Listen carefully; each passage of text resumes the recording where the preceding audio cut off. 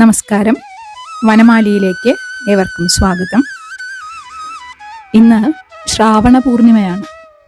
ശ്രാവണ മാസത്തിലെ വെളുത്ത വാവ്. ഇന്ന് ഭാരതത്തിൽ, പ്രത്യേകിച്ച് ഉത്തര ഭാരതത്തിൽ ഇത് രക്ഷാബന്ധന മഹോത്സവമായിട്ട് വിപുലമായിട്ട് ആഘോഷിക്കാറുണ്ട്. രാഖി എന്നാണ് അവിടങ്ങളിൽ പറഞ്ഞു വരുന്നത്. എന്തിനാണ് ഈ രക്ഷാബന്ധൻ ആഘോഷിക്കുന്നത് എന്ന് ആലോചിച്ചിട്ടുണ്ടോ? അല്ലെങ്കിൽ രക്ഷാബന്ധൻ എന്ന് പറയുന്ന ഈ ഉത്സവത്തിൻ്റെ ഐതിഹ്യം എന്താണ്? അത് പലർക്കും അറിയുണ്ടാവും. ഇതുമായി ബന്ധപ്പെട്ട പല കഥകളും പ്രചാരത്തിലുണ്ട്. പൊതുവെ എല്ലാവർക്കും അറിയുന്നത് മഹാഭാരതത്തിലെ ആ കഥയാണ്. അതായത് ശിശുപാലൻ്റെ 100 തെറ്റുകൾ വരെ ക്ഷമിക്കാമെന്ന് വാക്ക് കൊടുത്തിരുന്നു. 100 തെറ്റുകളും കഴിഞ്ഞപ്പോൾ പിന്നെയും തെറ്റുകൾ തുടർന്ന് കണ്ടപ്പോൾ കൃഷ്ണൻ ദേഷ്യത്തോടെ തൻ്റെ സുദർശന ചക്രം കൊണ്ട് ശിശുപാലനെ വധിക്കുകയാണ്. അപ്പോൾ സുദർശന ചക്രം ശിശുപാലൻ്റെ തലയർത്ത് തിരിച്ച് വന്ന് കയ്യിലിരുന്നു. ആ സമയത്ത് ആ സുദർശന ചക്രത്തിൻ്റെ ആ വക്ക് എവിടെയോ കൊണ്ട് കൃഷ്ണൻ്റെ വിരൽ മുറിഞ്ഞ് ചോര പ്രവഹിക്കുകയാണ്. അപ്പോൾ ഇത് കണ്ട് എല്ലാവരും എന്താ ചെയ്യാന്നിങ്ങനെ പരിഭ്രമിച്ച് നിൽക്കുമ്പോൾ ഒരു നിമിഷം പോലും ചിന്തിച്ച് നിൽക്കാതെ സംശയലേശമന്യേ പാണ്ഡവ പത്നിയായ ദ്രൗപദി തൻ്റെ വസ്ത്രം കീറി കൃഷ്ണൻ്റെ ആ മുറിവ് വെച്ച് കെട്ടുകയാണ്.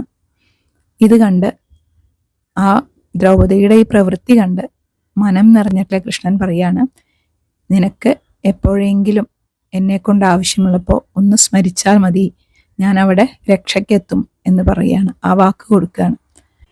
പിന്നീട് കൗരവസഭയിൽ യുധിഷ്ഠിരൻ ചൂത് കളിച്ച് തോറ്റ് തൻ്റെ രാജ്യവും മറ്റെല്ലാം പണയപ്പെടുത്തി ഇരിക്കുന്ന സമയത്ത് ദുര്യോധനൻ്റെ ആജ്ഞപ്രകാരം ദുശാസനൻ പാണ്ഡവ പത്നിയായ ദ്രൗപദിയെ മുടി പിടിച്ച് വലിച്ചഴച്ച് കൗരവസഭയിൽ കൊണ്ടുവന്ന വസ്ത്രാക്ഷേപത്തിന് ഒരുങ്ങാണ്. അവിടെ ഇരിക്കുന്ന വന്ധ്യരായിട്ടുള്ള ഗുരുഭൂതന്മാർക്കും തൻ്റെ ഭർത്താക്കന്മാർക്കും ആർക്കും തന്നെ രക്ഷിക്കാൻ സാധിക്കുന്നില്ല എന്ന് കണ്ട് കൃഷ്ണനെ വിളിച്ച് കരഞ്ഞ് പ്രാർത്ഥിക്കുകയാണ് ദ്രൗപദി ദേവി. പിന്നെ അവിടെ എന്താ ഉണ്ടായതെന്ന് നമുക്ക് എല്ലാവർക്കും അറിയാം. ദ്രൗപദി ദേവിയുടെ ദേഹത്തിൽ നിന്നും വസ്ത്രം ഇങ്ങനെ മാറ്റാൻ ശ്രമിക്കും തോറും പിന്നെയും വസ്ത്രം വന്നുകൊണ്ടിരിക്കുക ചെയ്യണത്. അവസാനം ദുശാസനൻ തളർന്നു വീണു വസ്ത്രം കഴിയാതെ. അപ്പോൾ ആ ചെറിയൊരു വസ്ത്രം, ചെറിയൊരു തൻ്റെ ചേരത്തുമ്പിൽ നിന്നൊരു ചെറിയൊരു കഷ്ണം കീറിയെടുത്ത് കെട്ടിക്കൊടുത്തതിനാണ് ഇത്ര അധികം കൃഷ്ണൻ തിരിച്ചു നൽകിയത് അല്ലേ? അപ്പം നമ്മൾ കൃഷ്ണനെ ഒരു ഇത്തിരി ഭജിച്ചാൽ ഇത്രയും അങ്ങോട്ട് നമുക്ക് അനുഗ്രഹം കിട്ടാമെന്ന് ആലോചിച്ചാൽ മതി. ആ ഒരു കഥ, അതായത് അന്ന് അങ്ങനെ കെട്ടിക്കൊടുത്തതിനെ രക്ഷയ്ക്ക് വേണ്ടി കെട്ടിക്കൊടുത്താണല്ലോ, അതിന് പകരം ആവശ്യ സമയത്ത് തന്നെ രക്ഷിച്ച് ആ കൃഷ്ണൻ്റെയും ദ്രൗപദിയുടെയും കഥയാണ് രക്ഷാബന്ധനത്തിന് ആധാരം എന്ന് ഒരു കഥ പ്രചാരത്തിലുണ്ട്. അതുപോലെ തന്നെ ഭവിഷ്യപുരാണത്തിലാണെന്ന് പറയുന്നു. മറ്റൊരു കഥ ആണ് ഈ രക്ഷാബന്ധനത്തിന് നിദാനം എന്ന് പറയപ്പെടുന്നു. അതെന്താണെന്ന് വെച്ചാൽ അസുരന്മാരും ദേവന്മാരും തമ്മിൽ യുദ്ധം നടക്കുകയാണ്. എന്നിട്ട് അസുരന്മാർ ദേവലോകം ആക്രമിച്ച് കീഴ്പ്പെടുത്തി. അപ്പോൾ ദേവലോകം മാത്രമല്ല മനുഷ്യലോകം എല്ലാം അവർ കീഴ്പ്പെടുത്തി. അങ്ങനെ ലോകം മുഴുവൻ ഇരുട്ടിലായി. ദേവന്മാർക്ക് അവർ തോറ്റോടുകയാണ്, അവർക്ക് പറ്റണില്ല പിടിച്ചു നിൽക്കാൻ അസുരന്മാരുടെ മുന്നിൽ. ഇത് കണ്ട ഇന്ദ്രദേവന്റെ പത്നി ശചീദേവി അല്ലെങ്കിൽ ഇന്ദ്രാണി ഗുരുവായ ബൃഹസ്പതിയുടെ അടുത്ത് ചെന്നിട്ട് ഇതിനൊരു മാർഗം എന്താണെന്ന് ചോദിക്കുകയാണ്. എന്താ വെച്ചാൽ ദേവന്മാരൊക്കെ ഒളിച്ചിരിക്കുകയാണ് അസുരന്മാരെ പേടിച്ചിട്ടേ.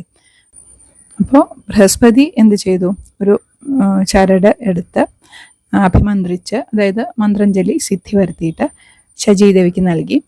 ഈ ചരട് ഭക്തി പുരസ്സരം ഇന്ദ്രന്റെ വലതുകൈയിൽ കെട്ടി കൊടുക്കണം എന്ന് പറയാണ്. എന്നിട്ട് യുദ്ധം ചെയ്താൽ തീർച്ചയായും ജയിക്കും എന്ന് പറഞ്ഞു. ശചീദേവി ഈ പറഞ്ഞ പോലെ തന്നെ ഭക്തി പുരസ്സരം തൻ്റെ ഭർത്താവിൻ്റെ വലതുകൈയിൽ ഇത് കെട്ടിക്കൊടുക്കുകയും അങ്ങ് നിരാശ കൈവെടിയുകയും ധൈര്യത്തോടെ യുദ്ധം ചെയ്യുകയും ചെയ്യൂ. തീർച്ചയായും ഈ രക്ഷ അങ്ങയെ അസുരന്മാരെ യുദ്ധത്തിൽ തോൽപ്പിക്കാൻ സഹായിക്കും എന്ന് വാക്കുകളെ കൊണ്ട് ശക്തി പകർന്നു. ആ രക്ഷ ബന്ധിച്ചതോടെ ആ നിരാശയിൽ നിന്ന് ഉണർന്ന അസുരന്മാരെ തോൽപ്പിച്ച് ലോകത്തെ ഇരുട്ടിൽ നിന്നും രക്ഷിക്കണം എന്ന ആ ധർമ്മബോധം ഉണരുകയും ദേവന്മാർ വീണ്ടും യുദ്ധത്തിന് പോയി അസുരന്മാരെ തോൽപ്പിച്ച് ലോകത്തെ രക്ഷിക്കുകയും ചെയ്തു. അത് ശ്രാവണ മാസത്തിലെ പൗർണമി ദിവസമായിരുന്നു എന്നാണ് പറയുന്നത്. അതുകൊണ്ടാണ് ഈ ശ്രാവണ മാസത്തിലെ പൗർണമി ദിവസം ഈ രക്ഷാബന്ധനം എന്ന ഉത്സവം ആഘോഷിക്കുന്നത് എന്ന് ഒരു കഥ. അതുപോലെ വേറൊരു കഥ എന്താണെന്ന് വെച്ചാൽ, വാമനനായിട്ട് അവതരിച്ച മഹാവിഷ്ണു മഹാബലിയെ ദർപ്പം ശമിപ്പിച്ച് ബലിയെ സുതലത്തിലേക്ക് പറഞ്ഞയച്ചു. വിഷ്ണു ഭക്തനായിരുന്നു മഹാബലി. അപ്പോൾ അദ്ദേഹത്തിനോട് ആവശ്യമുള്ള 2 വരങ്ങൾ ചോദിച്ചോളാൻ പറഞ്ഞു. അപ്പോൾ ഒരു വരമായിട്ട് ചോദിച്ചത്, അങ്ങ് എപ്പോഴും എനിക്ക് കാണാൻ കഴിയുന്ന രീതിയിൽ എൻ്റെ അടുത്ത് തന്നെ വേണം എന്നായിരുന്നു. ഭക്തവത്സലനായിട്ടുള്ള വിഷ്ണു അത് സമ്മതിച്ചു. സുതലത്തിൽ അദ്ദേഹത്തിൻ്റെ കൊട്ടാരത്തിൻ്റെ വാതിൽക്കൽ ഒരു കാവൽക്കാരനായിട്ട് അദ്ദേഹത്തിന് എപ്പോഴും കാണാൻ പറ്റുന്ന രീതിയിൽ നിലയുറപ്പിച്ചു. ഇത് വൈകുണ്ഠത്തിലുള്ള ലക്ഷ്മി ദേവിയെ വളരെ ദുഃഖിപ്പിച്ചു. ഇതിനെന്താ ഒരു മാർഗം എന്ന് നാരദ മഹർഷിയുടെ അടുത്ത് ചോദിച്ചു. അപ്പോൾ നാരദൻ ഒരു സൂത്രം പറഞ്ഞു കൊടുത്തു. അതനുസരിച്ച് ലക്ഷ്മി ദേവി സുതലത്തിലേക്ക് എത്തി മഹാബലിയുടെ കയ്യിൽ ഈ രക്ഷ ബന്ധിക്കുകയാണ്. സഹോദരനായി കണ്ട് രക്ഷ ബന്ധിക്കുകയാണ്. അപ്പോൾ ലക്ഷ്മി ദേവി സഹോദരിയായി തീർന്നു. അപ്പോൾ സഹോദരിയുടെ സന്തോഷം നോക്കേണ്ടത് സഹോദരനാണ്. അപ്പോൾ എന്താണ് തിരിച്ച് സമ്മാനം ഞാൻ തരേണ്ടത് എന്ന് ചോദിച്ചപ്പോൾ, എനിക്ക് എൻ്റെ ഭർത്താവായിട്ടുള്ള വിഷ്ണുവിനെ വൈകുണ്ഠത്തിലേക്ക് തിരിച്ച് പറഞ്ഞയക്കണം എന്നാണ് ലക്ഷ്മി ദേവി ചോദിച്ചത്. അങ്ങനെ ശരി എന്ന് സമ്മതിക്കുമല്ലോ മഹാബലി. അപ്പോൾ ആ ഒരു കഥയാണ് ഈ രക്ഷാബന്ധനത്തിന് ഐതിഹ്യമായത് എന്നും പറയപ്പെടുന്നുണ്ട്. അതുപോലെ യമൻ്റെയും സഹോദരിയായിട്ടുള്ള യമുനാ നദിയുടെയും പേരിലാണ് ഈ രക്ഷാബന്ധനം ആഘോഷിക്കുന്നത് എന്നും പറയപ്പെടുന്നുണ്ട്. യമുനാദേവി കുറേ വർഷങ്ങൾക്ക് ശേഷം യമനെ കാണുമ്പോൾ സന്തോഷം കൊണ്ട് വളരെ നന്നായി സ്വീകരിക്കുകയാണ്. എന്നിട്ട് ആ സ്നേഹം കണ്ടപ്പോൾ യമുനാദേവിയുടെ അടുത്ത് പറയാണ്, മരണദേവനായിട്ടുള്ള എൻ്റെ യാതൊരു പീഡകളും നിനക്ക് ഒരിക്കലും ഏൽക്കില്ല എന്നൊരു വരം കൊടുക്കുകയാണ്. ഈ കഥയും ഈ രക്ഷാബന്ധന ഉത്സവത്തിന് കാരണമായിട്ട് പ്രചാരത്തിലുണ്ട്. ഏതായാലും ഇപ്പോൾ ഭാരതത്തിൽ സാഹോദര്യത്തിൻ്റെ ഉത്സവമായിട്ടാണ് ഈ രാഖി അല്ലെങ്കിൽ രക്ഷാബന്ധൻ മഹോത്സവം ആഘോഷിക്കുന്നത്.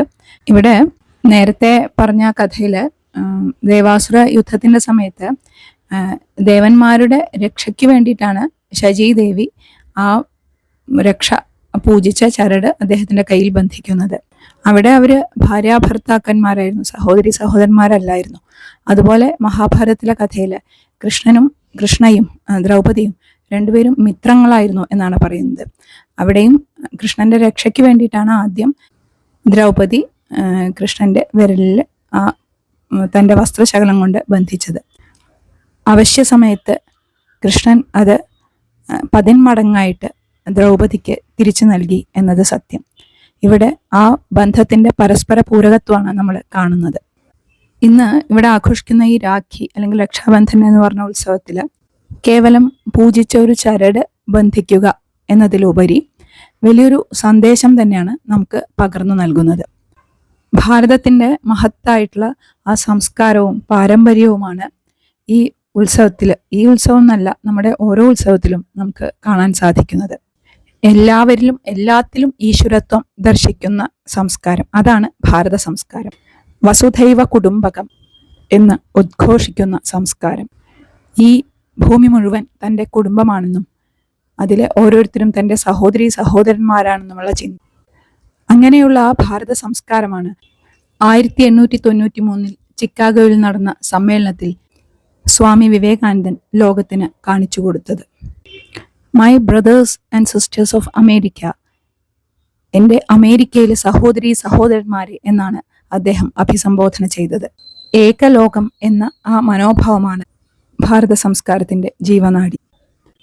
ആ മഹത്തായ സംസ്കാരവും പാരമ്പര്യവും നമ്മെ ഓർമ്മപ്പെടുത്താനാവട്ടെ ഓരോ വർഷവും നാം ആഘോഷിക്കുന്ന രക്ഷാബന്ധന മഹോത്സവം.